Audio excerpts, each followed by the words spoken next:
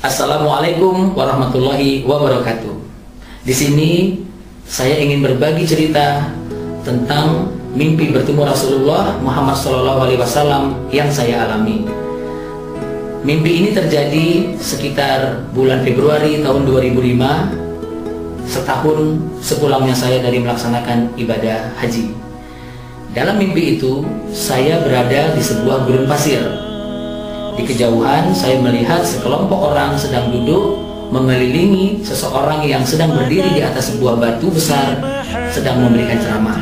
Dari kejauhan, saya melihat dan mendengar ceramah tersebut. Akhirnya saya memberanikan diri untuk mendekati kerumunan orang tadi. Saya bertanya kepada salah seorang yang mendengarkan ceramah, "Pak, yang ceramah ini siapa?" Kemudian bapak tadi bertanya, "Kenapa rupanya?" Saya jawab, "Saya baru sebentar mendengar ceramahnya, tapi saya sudah merasa kagum. Hati ini sudah merasa takjub. Orang ini begitu bersahaja dan begitu berwibawa. Saya banyak mendengar ceramah dari ustadz maupun ulama-ulama, tapi tidak seperti orang ini, begitu mempesona sekali." Bapak tadi mengatakan, "Ketahuilah bahwa itu adalah Rasulullah." Begitu mendengar perkataan bapak tadi, saya sangat terkejut. Hampir tidak percaya, saya melangkah mendekati batu tadi untuk lebih memastikan bahwa penceramah tadi adalah Rasulullah.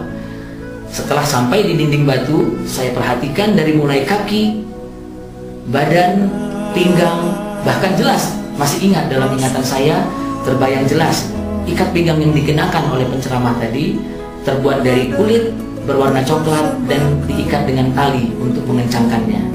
Hingga akhirnya saya perhatikan wajahnya dengan seksama. Kemudian penceramah tadi datang menemui saya, mendekati saya dan berkata, "Iya, saya Rasulullah." Begitu mendengar perkataan itu bahwa yang di hadapan saya adalah baginda Rasulullah Muhammad SAW, saya langsung terduduk dan mengangkat kedua tangan saya sambil berteriak, "Ampun, ampun, ampun." Hingga ketika saya terbangun dari mimpi pun, saya masih berucap ampun, ampun. Kenapa saya berucap ampun, ampun? Karena saya merasa bahwasanya saya ini manusia biasa yang banyak berbuat dosa, berhadapan dengan seorang manusia mulia baginda Rasulullah Muhammad SAW. Saya merasa bahwasanya saya ini akan dihukum atas dosa-dosa saya. Baginda Rasul akan datang untuk menghukum saya. Makanya saya memohon maaf, minta ampun, ampun. Itulah mimpi saya bertemu dengan Rasulullah. Tapi apakah benar itu Rasulullah? Saya ketika itu belum percaya. Akhirnya untuk meyakinkan diri saya coba bertanya kepada beberapa ulama. Dan dari ulama-ulama dan ustadz-ustadz saya mendapat penjelasan bahwa mimpi bertemu Rasulullah itu bisa terjadi dan ada ciri-cirinya. Yang pertama, mimpi itu biasanya terjadi di tempat-tempat pelaksanaan ibadah haji seperti Padang Arafah, Masjid Nabawi, Masjidil Haram, Musdalifah, Mina, dan lain sebagainya. Kemudian salah satunya mimpi itu kita tahu Rasulullah bukan dari Rasulullah, tetapi dari orang lain yang mengatakan itu Rasulullah. Kemudian mimpi itu bahwa Rasulullah menyatakan dirinya secara langsung bahwa dialah Rasulullah. Ditambah lagi, ketika saya bertanya kepada para ulama, saya belum menceritakan mimpi saya. Berarti ciri-ciri mimpi bertemu Rasulullah yang disampaikan para ulama dan ustadz sangatlah tepat dan pas, sesuai dengan mimpi yang saya alami. Ditambah lagi dengan adanya hadis di mana Rasulullah pernah bersabda, "Barang siapa bermimpi melihatku dalam tidurnya, maka sungguh ia telah melihat aku, karena sesungguhnya syaitan itu tidak bisa menyerupai aku." Hadis riwayat Bukhari dan Muslim. Dengan demikian, maka bulatlah hati saya bahwa yakinlah saya sepenuh hati bahwa orang yang saya lihat dalam mimpi saya itu benar adalah baginda Rasulullah Muhammad SAW. Kemudian sekitar bulan Oktober tahun 2005, sekitar 5 bulan setelah saya pulang dari melaksanakan ibadah umroh, yang mana esok harinya saya berencana akan melaksanakan ziarah kubur, memasuki bulan Ramadan, ziarah ke makam orang tua saya. Malamnya saya bermimpi. Dalam mimpi itu, saya melihat seorang ustadz sedang duduk dalam sebuah ruangan. Ustadz tadi memanggil, "Hei, kemarilah, kemari." Saya datang. Saya tidak berani melihat wajah ustadz tadi. Kenapa? karena saya merasa saya manusia biasa, saya banyak berbuat dosa, tapi berhadapan dengan seorang ulama. Akhirnya saya datang dan duduk bersimpuh di depan ulama tadi. Sang ulama berkata kepada saya ingin menceritakan 2 kisah. Maukah kamu mendengarkannya? Saya menjawab, iya Ustadz, saya mau. Akhirnya ulama tadi mengangkat telapak tangannya dan telapak tangan kanannya dan mengarahkannya ke wajah saya. Di telapak tangan itu saya melihat seolah-olah visualisasi sebuah film. Tampak oleh saya seorang ibu dengan 2 orang anak, laki-laki dan perempuan, sedang melaksanakan ziarah kubur. Mereka sedang berjalan di pemakaman umum itu. Kemudian si abang, anak laki-laki tadi, berkata kepada ibunya, "Bu, saya ingin buang air kecil." Ibunya bilang, jangan di sini. Kalau mau buang air kecil di luar sana, jangan di daerah kuburan. Tapi karena sudah tidak tahan lagi, si abang tadi buang air kecil juga di kuburan, sehingga dia dibentak oleh si ibu. Kemudian ziarah dilanjutkan hingga akhirnya selesai. Saat hendak pulang, si ibu bertanya kepada si adik, "Dek, mana abang?" Karena sudah tidak kelihatan lagi anak laki-laki tadi. Si adik bilang, "Mungkin abang sudah pulang karena ibu marahin." Akhirnya si ibu pulang dengan si anak perempuan tadi. Sementara ternyata di belakang mereka si abang berteriak-teriak, "Bu, ibu, saya di sini, jangan tinggalkan saya, jangan tinggalkan saya." Tapi tidak ada yang melihat dia dan tidak ada yang mendengar teriakannya. Dan dia juga tidak bisa bergerak kemana-mana karena kedua kakinya telah ditahan oleh tangan-tangan yang keluar dari bawah tanah kuburan. Selesailah visualisasi tadi, si ulama berkata kepada saya, "Itulah jika kita tidak menghormati ahli kubur. Itulah akibatnya jika kita membuka aurat dan tidak menghormati ahli kubur." Sekarang kisah yang kedua, kata ulama tadi. Kembali diangkatnya telapak tangan sebelah kiri dan diarahkan ke wajah saya. Kembali saya melihat di telapak tangan kiri ini sebuah visualisasi, seolah-olah saya melihat sebuah film. Di situ tampak segerombolan orang sedang melaksanakan acara pemakaman jenazah. Tetapi ada seorang bapak tua yang berjenggot sedang duduk di atas makam. Dia duduk di batu nisan orang yang sudah meninggal. Orang-orang berkata, "Pak, jangan duduk di situ." "Kenapa rupanya?" dia bilang. Bapak tua tadi bilang, "Kan di bawahnya ada mayat, hormatilah." "Untuk apa dihormati? Kan dia sudah mati. Apalagi mana bisa dia marah," kata bapak tadi. Akhirnya bapak tadi dibiarkan saja duduk begitu oleh orang-orang lain.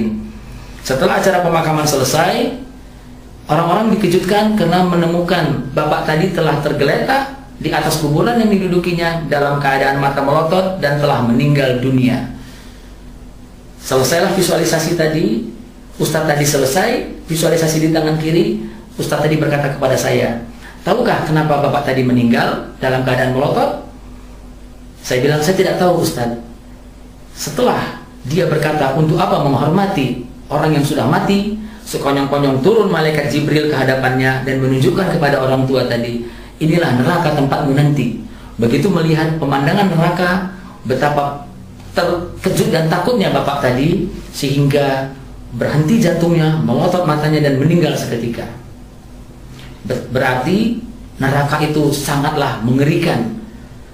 Pemandangan mengerikan bagaimana di dunia ini yang pernah kita lihat, yang bisa membuat jantung ini berhenti? Saya rasa tidak pernah ada.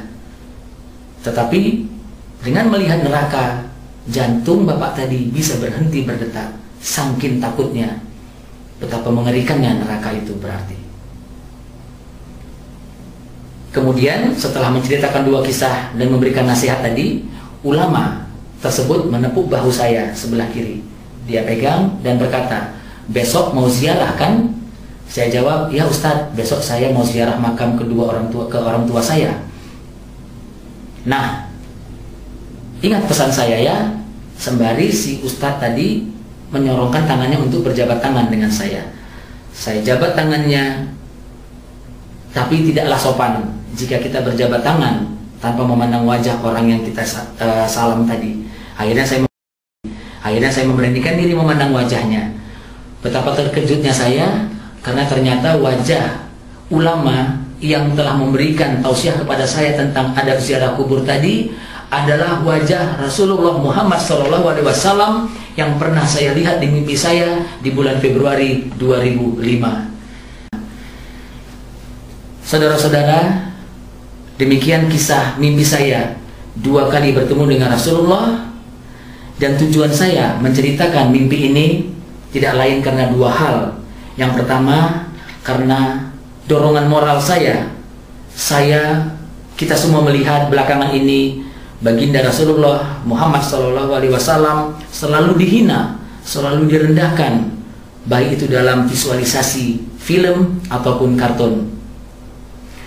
Orang non-muslim saja yang jelas-jelas tidak tahu bagaimana Rasulullah, seenaknya mempublikasikan baginda Rasul dalam sesuatu tampilan dan visualisasi yang jelas-jelas keliru.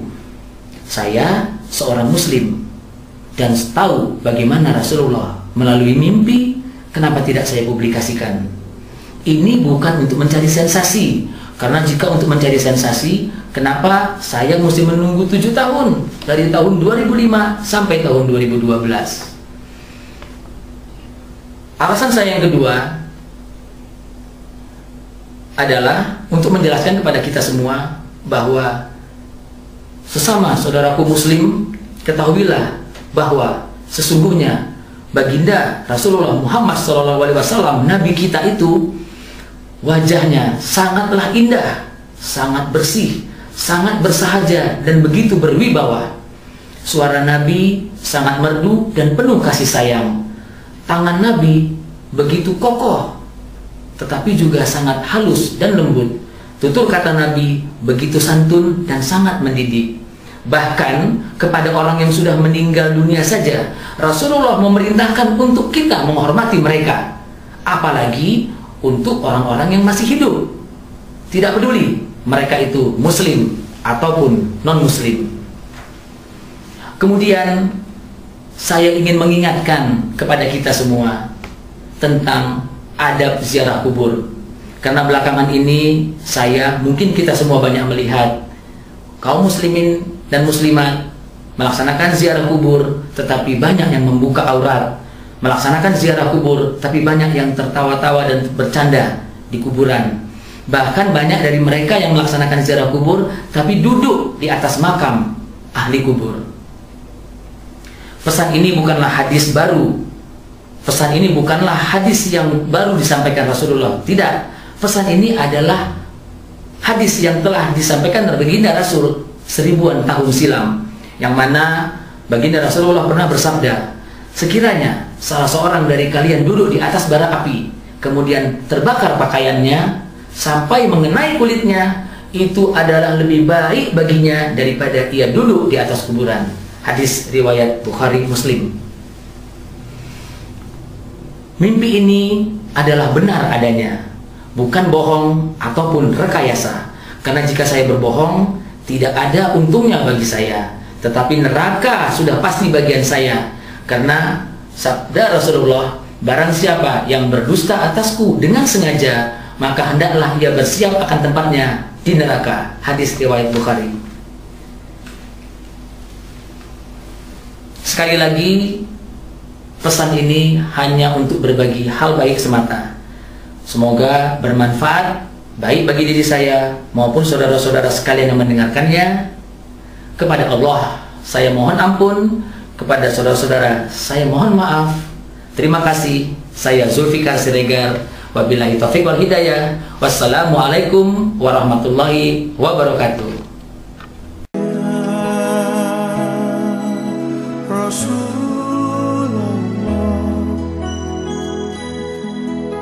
Madah ku persembahkan untukmu dari makhluk pendosa hina ini, yang bahkan malu untuk berharap mendapatkan syafaat darimu, ya Mustafa, ya Mustafa.